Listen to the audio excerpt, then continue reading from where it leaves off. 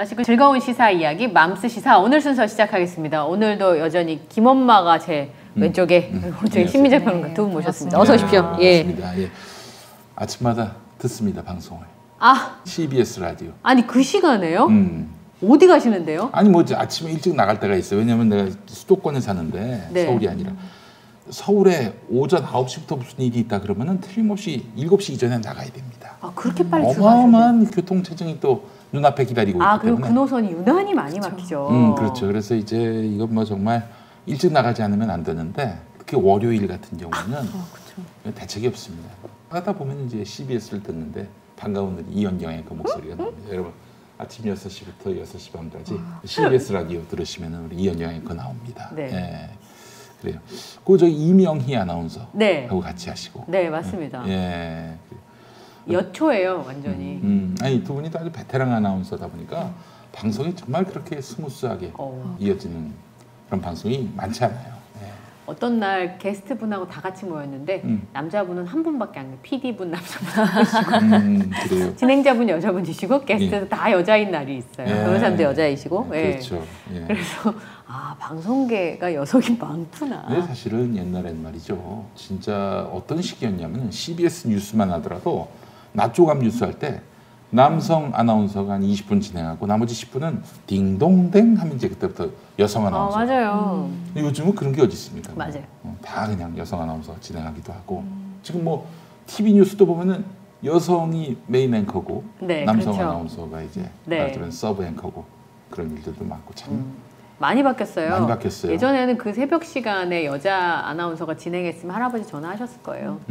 제가 좀 20대 땐 그랬거든요. 아니 심지어 여성 앵커가 진행하는 라디오 시사 프로그램도 흔치 않았습니다.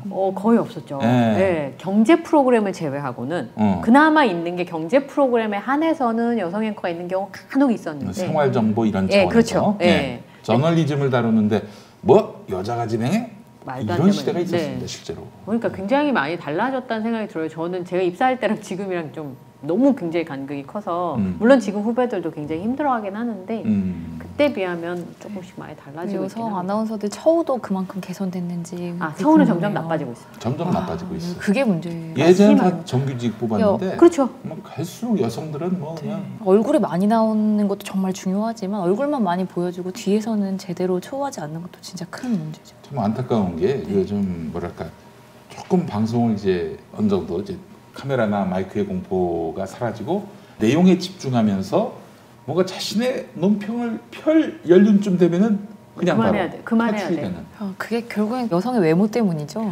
그게 이제 그때가 딱 출산하고 결혼 시기가 딱 맞물리는데 그러면 한 30대가 넘어가잖아요. 그러면 이제 비정규직들이 많으니까요. 결혼은 그래도 어느 정도 뭐 휴가 일주일 대체를 한다고 하더라도 출산은 대체할 방법이 없는 거예요. 아예 비정규직으로 시작하면 30대 이후로 다시 방송에 복귀하기가 쉽지 않죠. 근데 정말 그분들의 방송의 경험이나 연륜이나 깊이가 대단한데 그 완전히 그는 사회적 인재들을 그냥 땅에 묻어버리는 거예요. 네.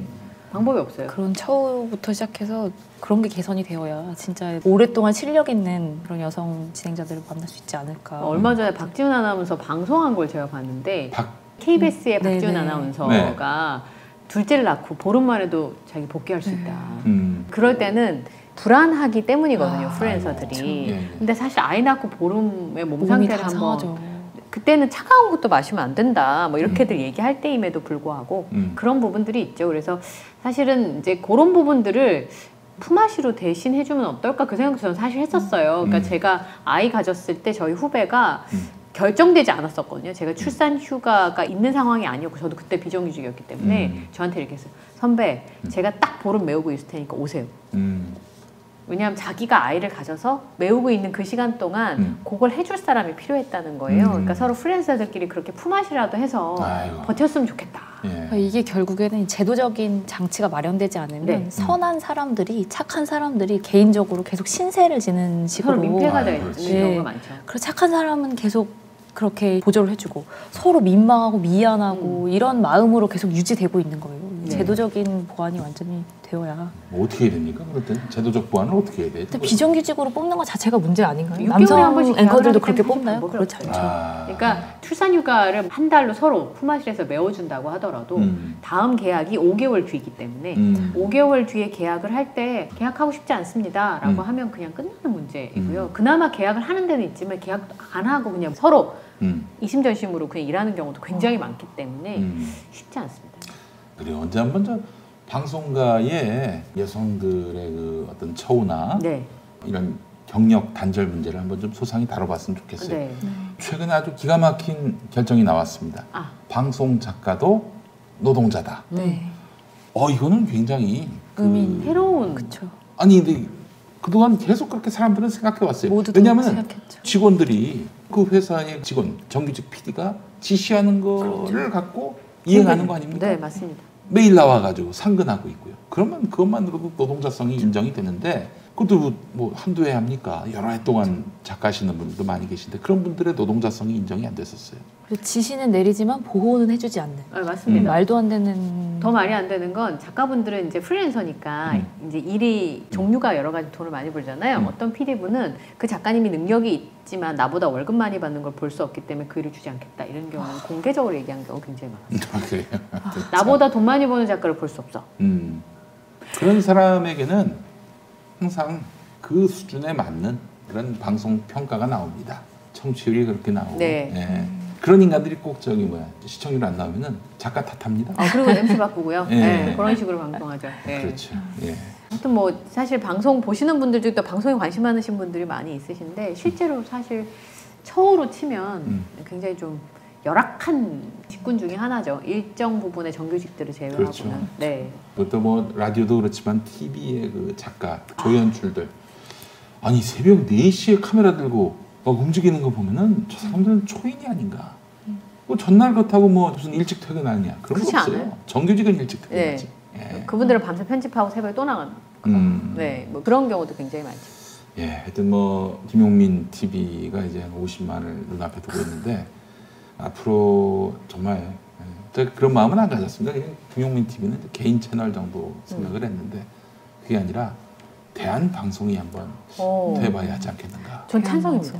뭐 그래서 잘 한번 만들어 보겠습니다. 2달 정도 혁신 검토 기간을 거쳐서 우리 두 분과 같이 아주 아름다운 미래의 나래를 펼치는 그런 방송을 준비해 보도록 하겠습니다. 나중에 이제 뭐 공중파보다 훨씬 더 파워풀한. 그렇죠. 지금 지상파는 굉장히 꺾이고 있는 상황이고 어디 뭐 저기 MBC보다도 어린이가 나오는 유튜브 채널이 더 수익도 훨씬 많죠. 수익이 많다는 그런 얘기가 나왔는데 이미 자본의 균형은 깨졌어요. 그래서 그러려면 또 저희 방송도 굉장히 좋아져야 되겠고 그래서 제가 얼마 전에 탈정치 발언 선언을 했습니다. 뭐 당장 할 수 있는 건 아닌데 당장은 할 수 없죠. 근데 이제 바뀌는 상황과 맞물려 가지고 정말 정치 그 이상의 이야기들로 한번 담론을 한번 만들어 보려고 합니다. 비욘드. 그동안 굉장히 저를 지지해 주시는 분들 또 그분들의 어떤 정치적 성향에 안주하면서 살아왔던 것 같은데 미래를 보여드리지 못했던 것 같아요. 우리가 뭐 특정 정당의 선거 승리만을 위해서 방송하는 건 아니지 않습니까?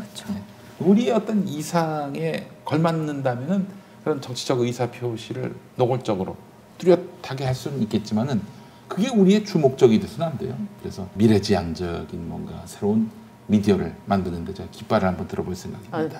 사실 이렇게 다양한 능력을 가지고 있는 언론이 잘 없으시거든요. PD, 작가 그리고 진행까지 다 해본. 그 심지어 저것도 해봤어요. 행사를 하는데 호객을 호객이 아니라 이제 모객을. 그런 것도 해보셨어요? 그 예전에 제가 극동방송이라는 데서 잘리고 나서 할 일이 없어가지고 그래서 이제 어떤 분한테 요청을 받았어요. 몇 월 며칠에 무슨 행사를 세종문화회관 대극장에서 하는데 한 4,600석 됩니다. 거기를 좀 채울 수 있도록 해달라고.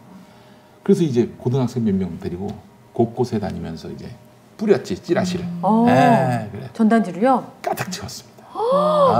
그래. 그러니까 뭔가 사람을 모으는 재주가 기획하는 것 자체가 그러시고 그 취향이 저격될 만한 사람들이 모여 있는 곳 찾아다니면서 이제 아니 그렇다고 그런 아이디어가 생각나는 게 재능이에요. 니즈를 정확하게 파악하고 그리고 그 니즈에 맞는 그 기획을. 그래서 그 회사에 취업을 했습니다 제가. 그걸 계기로 해가지고 그랬다 또 나중에 노조를 만들어서 이거 됐습니다만은. 네, 예상 가능한 루틴입니다. 네.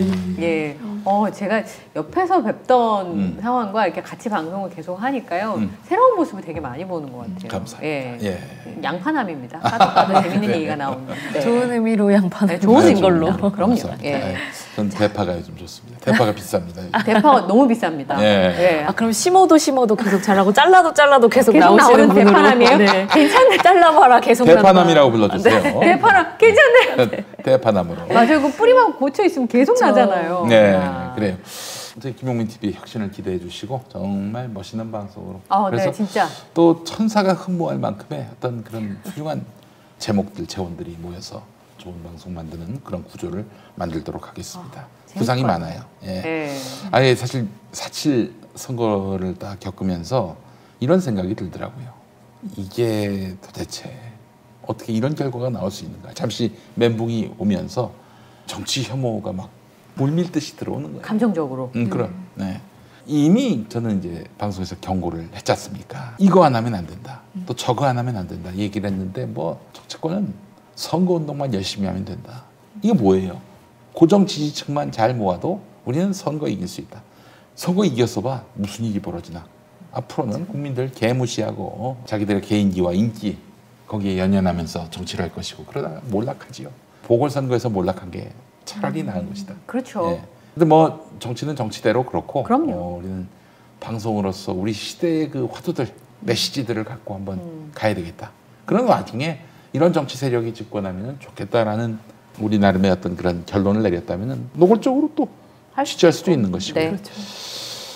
여러분 기대해 주시기 바랍니다. 김용민이가 그동안 아이디어보다는 거의 뭐 관성으로 방송을 했다라고 솔직히 고백하지 않을 수가 없어요. 좋아하시는 분도 근데 많으시니까. 보수의 길을 묻다 이런 거 보면 아이디어를 빼놓고 이야기할 수 없어요. 저 끝나지 않는 것 같아요. 저 이 체구가 그냥 체구가 아니라 아이디어예요. 다. 아니, 네, 사실은 그동안 정치 방송 오래 하다가 제가 이런 게 있습니다. 뭐냐? 웃음이에요, 웃음. 재밌는 거 좋아하시는 거예요. 너무 좋아하는데 네. 웃음을 잃어버렸어요. 네. 그래서 이제 웃음을 회복해야 되겠다. 어쩔 때 이제 그래서 이제 최욱 정영진 방송하는 거 들으면은 이 친구들은 그렇게 노골적으로 정치 노선을 드러내진 않잖아요. 내가 지금 어디 갔지? 나보다 어린 애들인데 애들이라고 하긴 그렇다. 정영진 나보다 한 살 젊은데. 네. 근데 길을 잃어도 나보다 젊은 애들이 길을 잃지. 걔네들보다 나이가 많은 내가 길을 잃을 수는 없는 거 아닙니까? 미아가 됐어요, 미아. 아는 어린이 할 때 아자구나. 미남이 됐어요. 미남.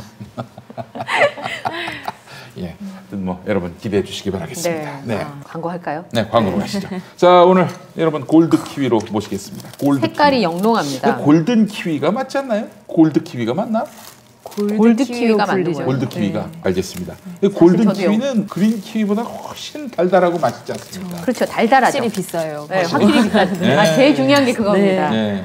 비싸서 잘 못 먹이는데 여러분 이 정도 가격이면 맛있겠다. 가능하지 않을까 싶어요. 심의조 평론가 포크로 맛있겠다. 예, 제스프리의 골드 키위 드셔보세요. 네.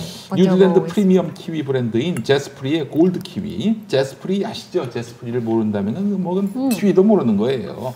제스프리에서 수입되는 골드 키위 중에서 138g에서 148g 가장 씨알이 굵은 큰 왕 특대 전복 슈퍼 그레이트 사이즈의 키위입니다. 그레이트. 네. 어린아이 주먹만한 크기인데요. 그동안 경험해 본 적이 없는 압도적 달콤함과 강력한 식감을 여러분 경험하실 수 있습니다. 신맛이 적고 달콤한 풍미가 진한 골드 키위입니다.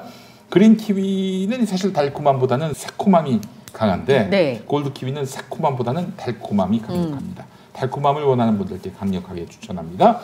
제스프리 골드 키위 왕특대과 요거는 2.1kg인데 15개 들어가 있는 거예요. 이거는 21,000원. 어디서 이런 가격으로 불가능합니다. 30개 들어가 있는 거 4.2kg. 요거는 또 39,800원. 4만 원이 넘어야 하는데 아까 그 15개는 21,000원이라고 했잖아요. 네, 그러니까요. 네. 요거는 39,800원. 그리고 5.7kg 38에서 41개 들어있는 거. 이건 49,000원. 아, 세상에. 자, 여러분 5.7kg 구매하시는 게 나아요. 왜냐하면 수량 대비 압도적 최저가이기 때문입니다. 그러니까 두 집에 사셔서 나누시면 되죠. 그렇습니다. 뭐 남을 왜 줍니까? 이게 맛있는 거를. 아니 시댁에 맛있는 건 자기가 다 먹어야지. 에이. 4인 가구 이상이라면은 이건 뭐 무조건 대용량으로 네. 구매하시는 게 좋습니다. 특히 우리 집 같은 경우에는 5.7kg을 사야 됩니다. 왜냐? 그렇죠. 우리 집은 말이죠. 저도 그 음식을 예전에는 잘 이렇게 많이 먹진 못해요. 집에 또 오래 있는 게 아닌데. 근데 네. 우리 집은 맛있는 게 들어가면은 순식간에 없어집니다. 어느 집이나 그렇습니다. 한 놈이 뱃속으로 숨깁니다. 뱃속으로 숨겨요. 아우 귀여워. 그럼 안 먹을 때 또 뻥을 치고 있어요. 귀여워. 뻥을 치고 있어요. 예. 자, 그놈을 위해서라도 여러분. 5.7kg. 5.7kg. 눈치 보고 숨기지 않도록. 네, 그렇죠. 그렇습니다. 넉넉히 먹을 수 있도록. 네. 저기 어딨어? 뭐 결국 막 추궁을 하다가 세상에 쓰레기통에 껍데기가 나왔어. 그러면 이거 제 뱃속에 있어요. 너무 귀엽습니다. 네, 그렇게 얘기합니다. 네. 네. 1인 가구라도 걱정하지 마세요. 5.7kg 사시고요. 왜냐면 또 이게 산 즉시 먹어도 맛있지만은 이게 후숙을 하면은 쌓아놓고 후숙을 하면은 더욱 달콤해집니다. 길게 보관할 수 있어요. 네, 천천히 후숙을 진행하시면 좋겠습니다.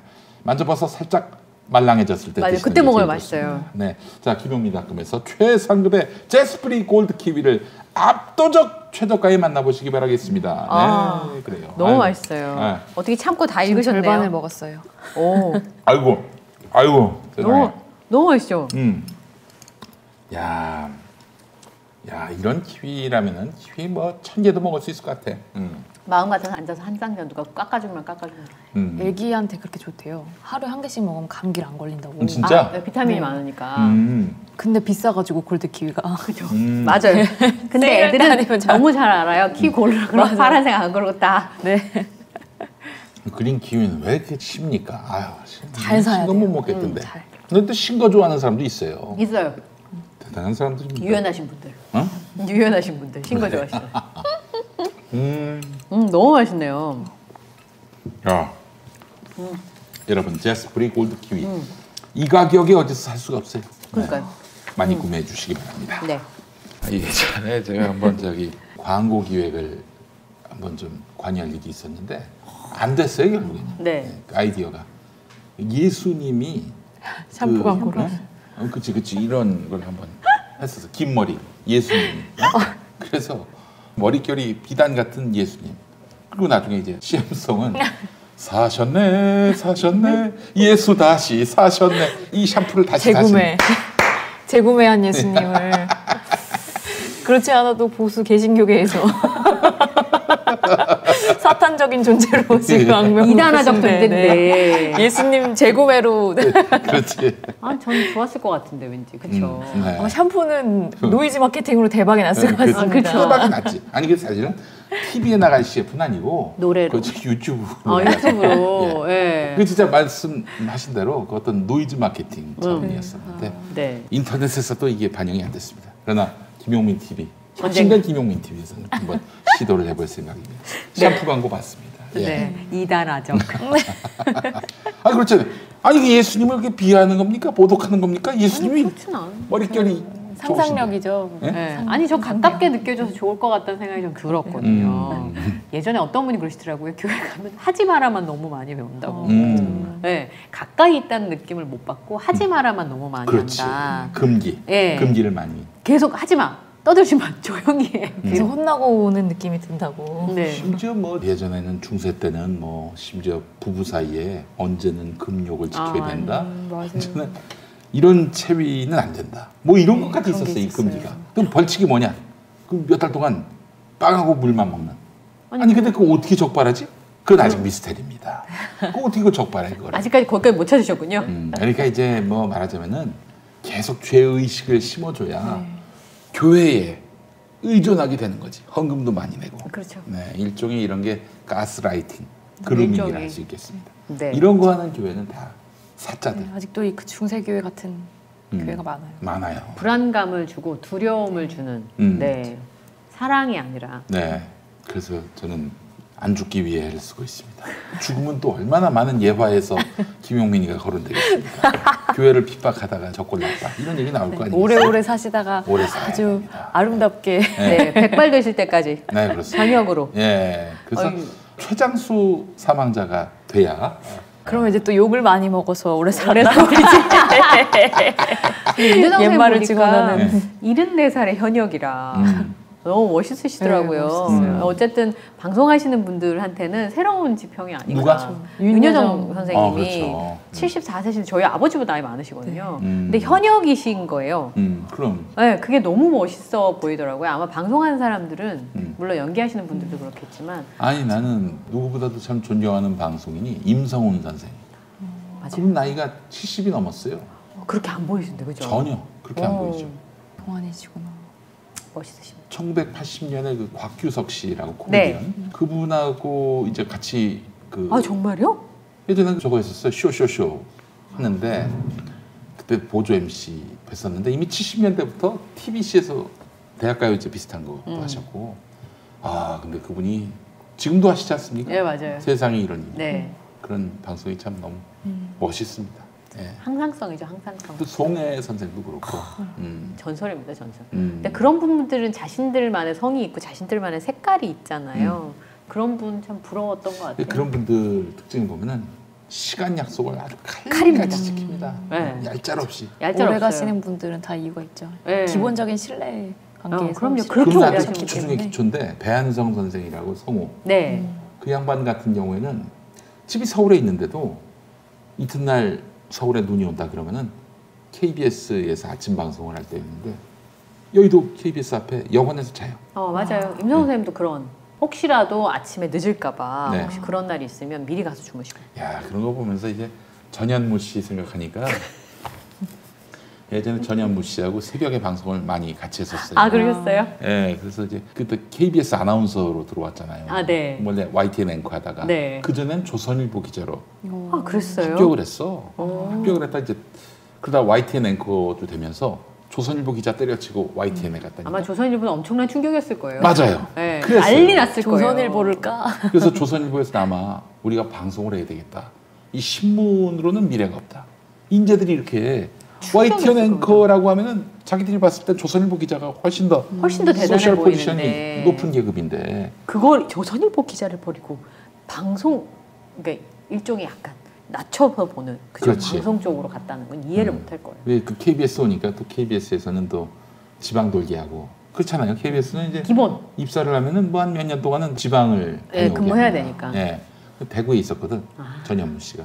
그 방송에서 많이 나온 얘기입니다만은 대구의 뉴스는 이제 백이 그 크로마 키를 네, 가지고 맞아요. 독도 실시간 영상을 띄웁니다. 아 그래요? 예. 왜냐면 대구 방송 총국 산하에 있거든. 그렇죠, 경북이니까. 포항 방송국. 예. 그래서 울릉도에서 받아가지고 내는데 그 전현무 씨가 이제 굉장히 늦잠을 잘 자요. 잘 자잖아요. 유명해요. 예. 그래서 그 양반이 한 번은 뉴스 시간이 얼마 안 남았는데 일어난 거야. 달려가서 뉴스를 하는데 뭐 분장이고 뭐 그런 게 없어요. 수염은 접수하게 나가지고. 자료화면 본 것 같아요. 네. 근데 백이 독도잖아. 독도 노숙자 같은. 독도 노숙자 같은.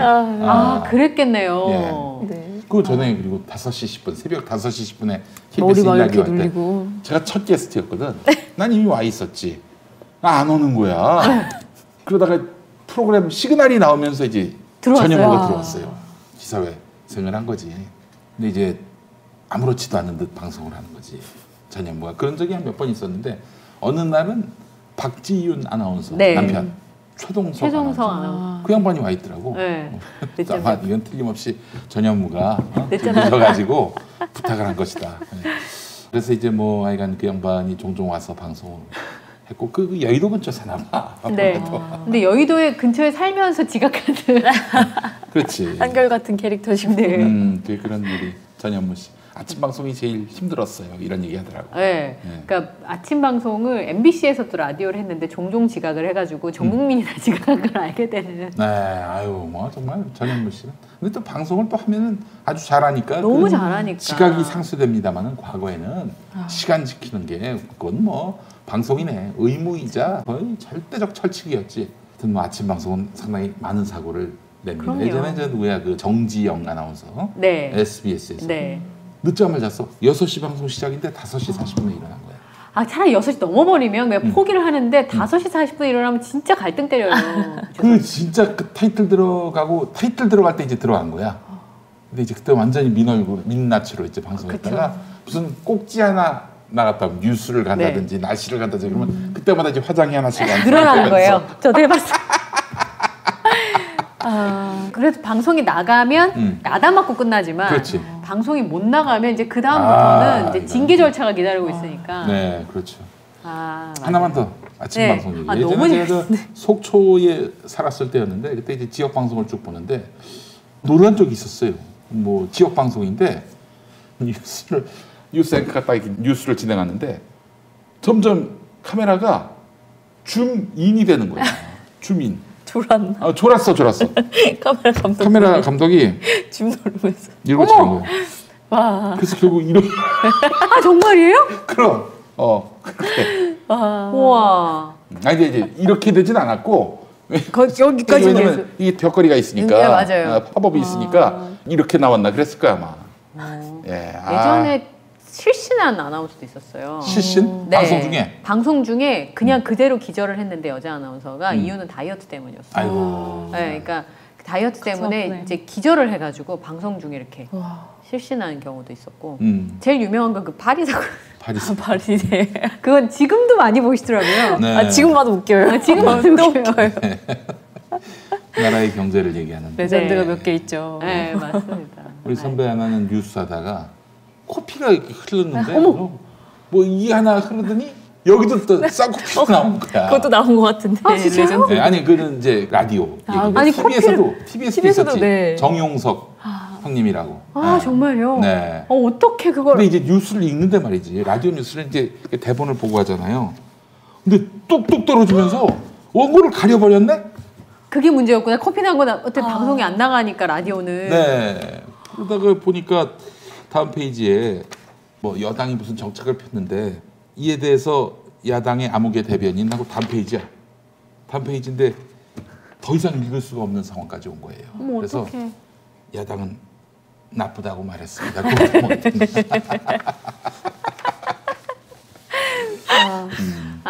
진짜 너무 재밌네요. 네. 네. 하여튼 그 순간은 정말 등골이 오싹하거든요. 무슨 사건이 생기면. 재치 있으신 분들은 진짜 잘 넘기는 것 같아요. 네, 저는 예전에 장 트러블이 있은 적도 있어가지고. 장 트러블 방송 중에? 방송 중에, 그러니까 위경련이 심하게 온 거예요. 그래서 식은땀을. 식은땀 나요. 사실은 지방에서 하는 저녁 뉴스는 길지 않거든요. 한 10분 정도니까 스탠바이 시간까지 합하면 한 20분 정도만 견디면 되는데 이게 방송 한 5분쯤 남았는데 한 50년 같았어요. 저 그리고 병원에 실려갔어요. 와, 견딜 수 있는 게 아닌데. 근데 초인적인 힘으로, 왜냐하면 그렇게 되면 이제 비정규직들은 한 번 그렇게 기회가 날아가 버리면 다시 오지 않으니까 독하게 참긴 했었는데 그리고 응급실 실려가서 관장했다는. 대학 교수도 그렇고 언론인도 그렇고 비정규직은 안 됩니다. 대학 교수 중에도 비정규직이 있어요. 비정년 트랙이라고. 그러니까 그런 사람들이 재단에 대해서, 국가 사회에 대해서 뭔 얘기를 할 수 있겠어? 할 수 없죠. 했다간 이거 되는데. 네. 언론인들도 마찬가지입니다. 목에 칼이 들어와도 내가 여기서 직장을 잃지 않는다라는 그 신념을 줘야, 믿음을 줘야, 보장을 줘야 그다음에 바른 말하지. 참 안타깝습니다. 예. 네.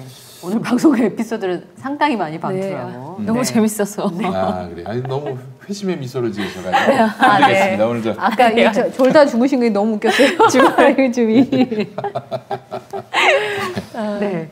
자, 오늘은 좀 색다른 제도인 것 같아요. 네. 그렇죠. 처음 얘기됐던 건 아닌데요. 이제 얼마 전에 이재명 지사가 이제 재산과 소득에 비례해서 벌금을 부과하자라는 걸 제안하면서 다시 이슈가 됐던 재산소득 비례 벌금제. 재산소득 비례 벌금제. 예. 지금 윤희숙 의원이 뭐 재산이 아니라 소득이다라고 이제 말꼬리를 잡으셨는데 결국에는 경제적인 형편에 맞게끔 같은 무게의 형벌로 느껴지게끔 경제적 형편에 비례해서 벌금을 매기자라는 제도인데요. 지금 우리나라 벌금 제도는 총액 벌금제라는 벌금제예요. 동일한 범죄에 대해서 동일한 금액이 선고가 돼서 내가 300만 원을 버는 사람이든 3천만 원을 버는 사람이든 똑같은 벌금을 내고 있죠. 근데 이게 사실 표면적인 숫자는 같아도 누구한테 300만 원이 정말 한두 달 일해야 되는 생활비일 수 있고 누군가에게는 껌값이 될 수 있다는 거. 그러면 과연 이게 정말 누군가에게는 더 가혹하고 누군가에게는 덜 가혹한 이게 과연 정말 법으로서 벌로서 형평성이 있느냐라고 물어볼 수 있는 문제인 거죠. 사실 벌금형이 지금 전체 범죄 중에 한 90% 선고를 받고 있어요. 네. 그런데 90%나 받고 있는 이 선고 벌금 제도에서 문제가 되는 게 상당히 많거든요. 일단은 벌금 제도를 악용하는 사례들이 너무 많아요.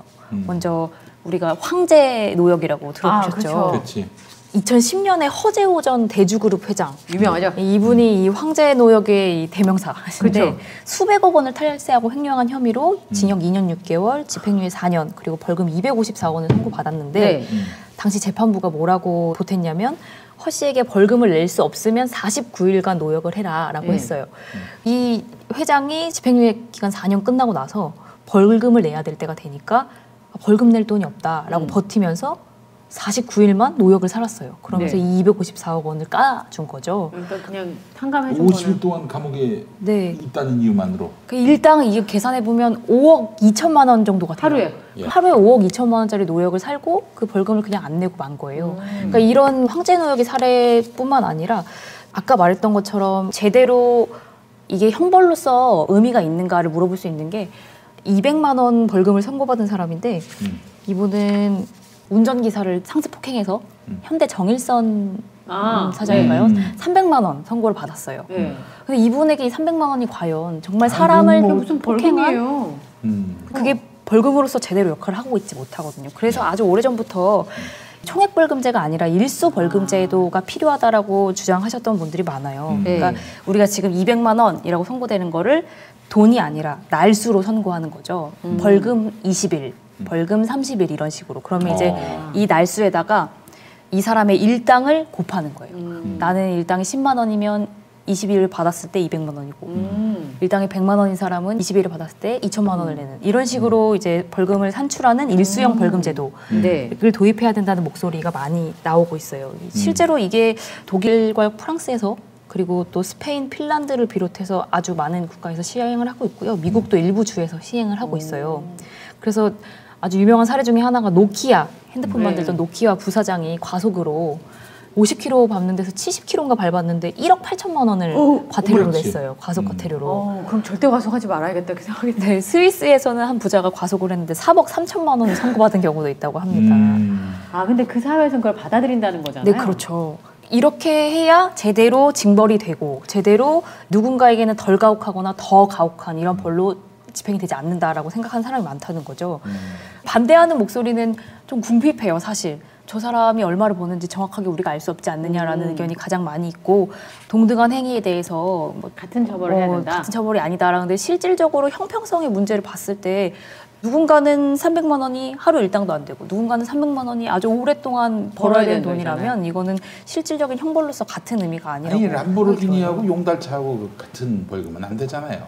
그렇죠. 그리고 거꾸로 황제노역이나 이렇게 부유한 사람들의 경우도 그렇지만 가끔 왜 그 장발장이라고 해서 너무 배가 고파서 빵 하나 훔치거나 이제 뭐 이렇게 훔치면 편의점이나 이런 데서 선처를 해준다고 해도 직결 재판을 하는 경우가 있잖아요. 네, 아까 말했던 황제노역 사례는 이 형을 벌금형에서 이 유치되어 있는 노역형으로 바꾸는 환형, 형을 바꾸는 환형 유치제도에 해당이 되는 건데요. 사실 이 환형 유치제도는 힘든 분들, 도저히 이 벌금을 감당할 수가 없어서 노역으로 벌을 대신하는 분들이 사실 이 제도는 가난한 분들을 위해서 사회적 약자를 고려해서 비교적 가벼운 범죄를 저지른 분들에게 탕감 차원으로 제도가 도입이 된 건데 노동을 해서 그렇죠. 그런데 부자들과 죄질이 나쁜 아주 고액 벌금형을 받은 사람들이 아직 황제노역을 악용하고 있어요. 화이트 칼라 범죄 많이. 그렇죠. 조세법 탈범 뭐 몇백억 원씩 받았는데 1년 9개월 살고 나오면 다 탕감이 되는. 끝나니까. 그래서 이 조세법 탈범들의 1인 평균 벌금액이 한 60억 원 정도 되는데 노역 일당으로 따지면 하루에 800만 원 정도가 까지는 거예요. 그냥 살면. 그러니까 이런 식으로 악용되는 사례가 훨씬 많고 그렇기 때문에 이거에 대해서 그러면 황제노역이 불가능하게끔 최장 유치 기간이 3년으로 설정이 돼 있는데 7년까지 늘리자라는 법안을 지금 그럼 이제 하루에 쪼개가지고 그렇게 하자는 법안도 나오고 있고 또 이탄희 의원이 이미 이재명 지사가 이야기했던 재산소득 비례 벌금제 법안을 대표 발의한 상태예요. 그래서 이번에 좀 이슈가 돼서 법사위에서 좀 제대로 논의를 했으면 좋겠다라는 이야기를 하던데 필요한 제도로 보여집니다. 이미 이게 사실 전두환 때부터 저는 노태우 때까지는 확인을 했는데 91년도부터 논의가 된 걸로 알았는데 그 전에도 그런 논의가 있었나 봐요. 그러다가 이제 전두환 때는 제가 파악을 못했지만 노태우 때, 그리고 노무현 대통령 때, 그리고 심지어 이명박 때. 네. 이명박 때는 이제 사실 이명박이 또 지시를 했대요, 그렇게 하라고. 근데 이게 이행이 안 됐다는 거야. 흐지부지 됐습니다. 대통령이 지시를 하면 사실 이런 거는. 게다가 이명박이가 지시를 했는데 그걸 안 따를 이유가 뭐가 있겠어요. 왜 그랬나? 이명박답지 않아가지고 좀 많이 이해가 안 됐는데. 아니면 국회의원들이 저거를 통과하는데 좀 거부감이 있나요? 그렇지는 않을 텐데. 아니면 우선해서 처리할 법안이 아닐 수도 있는 거죠. 그렇죠. 자기가 밀렸을 네, 개혁과제에서 좀 밀렸다는 얘기도 있는데, 근데 저는 이건 굉장히 필요하지 않나. 네. 70% 이상의 시민들이 필요하다라고 생각을 하고 있어요. 그럼요. 실제로. 이게 사실 벌금은 좀 세금하고 다르긴 합니다만은 세금을 왜 부자들한테 더 걷어요? 더 걷는 이유는 이제 소득 재분배 효과를 노리는 거 아니겠습니까? 네. 이 사회적 책임의 재분배의 기능으로서 이거는 이 재산 비례 벌금제가 필요하지 않겠는가? 네. 뭐 이름이야 어떻건 간에 하여간 뭐 일수제건 간에 재산 비례 벌금제나 그거나 다 비슷한 말 아니겠어요? 그렇게 해서 이제 벌금이 부과된다면은 이 부자들의 사회적 책임은 훨씬 더 강력해지지 않겠는가? 준법 의식도 좀 남다를 것이고요. 돈 없는 사람들이 벌금형을 두려워하는 것만큼 돈 많은 사람들도 벌금형을 두려워할 수 있어야 해요. 그래야 같은 법의 위력이 있는 거죠. 그리고 또 문재인 대통령의 공약이기도 했어요. 공약이기도 했어요. 벌금 분납제, 그리고 뭐 장발장 은행 확대, 네. 그리고 소득비례 차등 벌금제 같은 것을 이제 공약 사항으로 내놓으셨는데 제도화에는 그렇게 크게 진 적이 없는 상태입니다. 들여다보지 못한 걸 수도 있겠다. 그렇죠. 쉽게 말해 교묘하게 누군가 방해하고 있는 건 아닌가 하는 생각도 드는데. 네, 제가 그래서 아까 여쭤본 거였어요. 혹시나. 이재명 지사는 본인이 내뱉은 건 반드시 실천을 하려고 하는 사람인데 그거를 적극적으로 이제 밀어붙일 때 저항하는 사람들이 그때 나오겠네. 아, 그렇죠. 그럼 그때 보면 알 수 있겠네요. 드디어 그 실체를 알 수 있을 것 같아요. 전두환 때부터 추진했던 것들이 안 된. 하여간 뭐 좀 지켜봐야 되겠습니다만은 소득이 얼마인지 잘 가늠이 안 돼가지고 재산 비례 벌금 추징이 어려울 것이다 이런 얘기도 나온 걸 보면은 실제로 명의는 다 딴 데로 해놓고 그러면 그 사람은 벌금이 남들 한 2억 3억 낼 걸 그냥 10,000원 내고. 독일이 사실 그래요. 독일 같은 경우에는 음주운전 벌금이 10,000원 조금 넘나? 18,000원. 굉장히 가난한 사람은 그러건데 부자는 최고 등급이 37억인가 그래요. 같은 사안을 두고. 같은 사안이라도. 네. 그러면은 뭐 진짜 아니 사실 음주운전이 말이죠.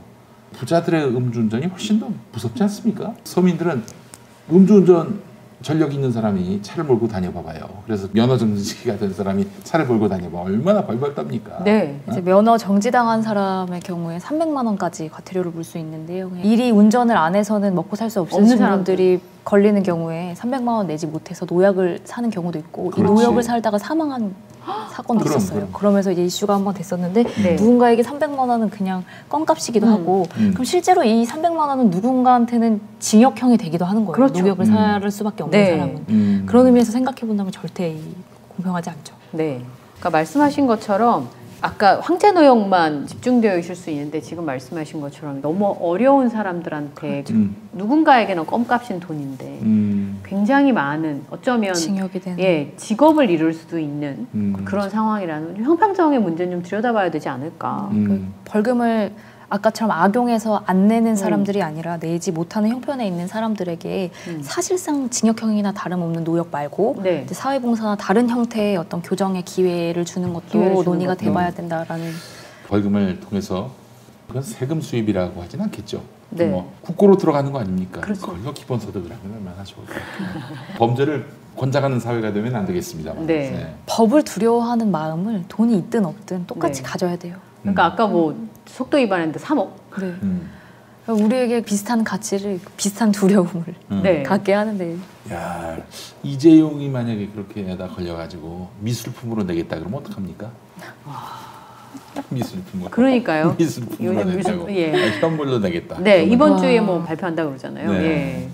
그거 안 돼요. 이게 뭐 하는 짓이야 그게. 돈으로 내야지. 그럼 지가 미술품 팔아가지고 그렇게 조달하든가. 미술품으로 내는 게 어디 있어? 그 말도 안 되는 얘기지. 일수형 벌금 제도로 들어가면 아까 말했던 그 환영 유치 제도도 어느 정도 기준이 명확하게 생기는 거기 때문에 왜냐하면 며칠을 부과받았는데 못 내는 거니까 며칠을 살아라라는 식으로 이제 법이 서로 보완이 될 수도 있어요. 그렇기 때문에 지금 뭐 법관이 자의적으로 200만 원이라는 것도 어쩜 사실 기준이 더 명확하지 않다라는 의견도 많거든요. 어떤 근거로 300이고 어떤 근거로 200이냐. 사실 우리가 이 어떤 사람 보면 말도 안 되는 적은 금액을 받고 어떤 경우는 이렇게 많이 받나 싶은 게 많아요. 그러니까 이런 자의적인 판단을 좀 더 배제할 수 있지 않을까라는 의견도 있습니다. 저는 사실 좀 대선 출마를 한번 해볼까 그런 고민도 했었습니다. 대선 출마해서 포스터까지 생각을 했어요. 그럼 과거형인 거죠? 이제 포스터는 뭐냐면은 종이 중에도 딱 보면은 거울처럼 되는 종이가 있잖아요. 있어요. 네. 후보는 당신, 괄호 열고 김용민 해가지고 그 뭐냐면은 모든 국정 현안에 대한 결정을 이 모바일로 투표를 하는 거예요. 진짜 직접 민주주의를 한번 실현해 보는 거죠. 아테네처럼. 그리고 심지어는 정말 사회적 논란과 정말 쟁점이 되는 재판. 이것도 역시 최종적으로는 국민들의 뜻을 반영하는. 지금 사실 블록체인이 있어서 하려고 마음 그렇지. 먹으면 블록체인 기술까지 감안하면 그 기술이 진짜 도입돼야 되는 데가 따로 있어요. 사실은 직접 민주주의의 일부를 좀 실행해 볼 수 있는 기술적인 진보인 거죠. 그렇죠. 그래서 사실은 구속영장도 좀 복잡하다 싶으면은 법관한테 맡기는 게 아니라 국민들한테 투표로 결정을 해서 얼마나 좋습니까? 괘씸죄가 처벌받을 수 있는 모든 장차관들을 다 투표로 KBS 사장, MBC 사장도 다 이렇게 투표로. 그러면 그건 없겠네요. 법감정과 거리가 있다 이런 말은 사라지겠군요. 그러면 또 부수적인 효과로는 온 사회가 토론이 강물처럼 흐르는 사회. 어떻게 이 결정을 내릴 것인가에 대한 국민적 총의가 모아지는 그러면서 역설적으로 국민 통합이 이루어지는 사회가 되지 않겠는가. 언론만 제대로 바로 선다면. 혹시 누군가 이 방송을 듣고 다음 대선에 그 종이를 이용해서 아니 저는 그런 생각도 있었어요. 출마를 해가지고 나의 공약을 받는 후보한테 내가 후보직 사퇴하고 단일화 지지할 마음도 있다. 뭐 이렇게 얘기하려고 했는데 일단 이런 상상력이 필요한 것 같아요. 저는 그 상상력이 더 대단하신 것 같아요. 아니 일단 이런 이야기를 듣고 나면요. 왜 이걸 좀 더 많은 의견을 수용하지 않지? 왜 많은 의견을 들어보지 않지라는 생각을 하게 되거든요. 그 전에는 불가능하다고 생각해요. 아니면 생각조차 안 하거나. 아니 이렇게 우리가 디스플레이가 있는데 왜 못해? 그쵸, 요즘 없는 사람이 거의 없잖아요. 그 싫어하는 사람들이 누구냐면 엘리트들이에요. 법관들, 지재부 관리들. 감히 성을 쌓고 있는 감히 사람들. 이런 거를 일개 국민들이 너네들이 뭐 이런. 그들은 얘기하지 않지만 실제로 이 국민들이 뭘 하냐. 무식한 그 정서가 진짜 이게 그 머릿속에 아주 그냥 콘크리트처럼 굳어 있다니까.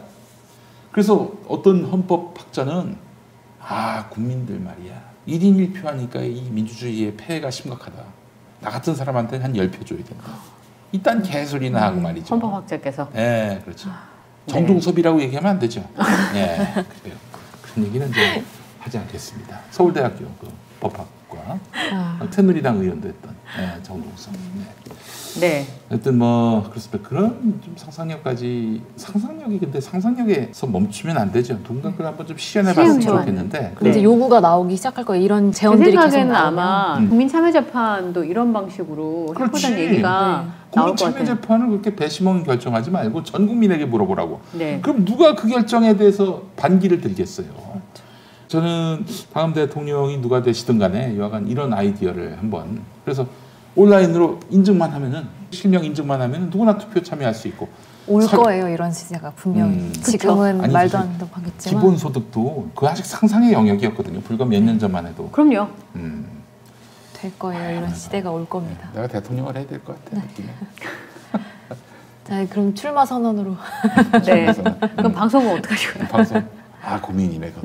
양당 간에 결정을 하셔야 합니다. 하여튼 뭐 그런 상상력이 차단되지 않는 사회여야 하는데 지금 특히 정치권은 상상력이 정말 필요해요. 관료들에게 포위돼가지고 고정관념에 포위돼가지고 발전이 없는 것 같아서 참 안타깝습니다. 그게 제가 정치 혐오가 매우 커진 이유가 되고 있어요. 오늘 좀 새로운 부분 그리고 사실은 언론에서 많이 다루지 않는 사실은 윤희숙 의원과 이재명 지사의 설정만 다룰 뿐이지 사실 이걸 자세하게 정책적으로 다루는 경우는 별로 없었는데 사실 서민들의 입장에서 꼭 필요한 법안일 수도 있겠다 이런 생각이 좀 듭니다.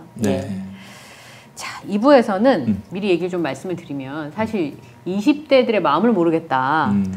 관심이 없는 사람들도 있긴 하더라고요. 그래서 20대들의 진심이 뭔지 저희가 잠시 후에 전문가 모셔서 이야기를 좀 나누어 보도록 하고요. 2부에서 뵙도록 하겠습니다. 그렇도록 하겠습니다. 잠시 후에 뵙겠습니다. 길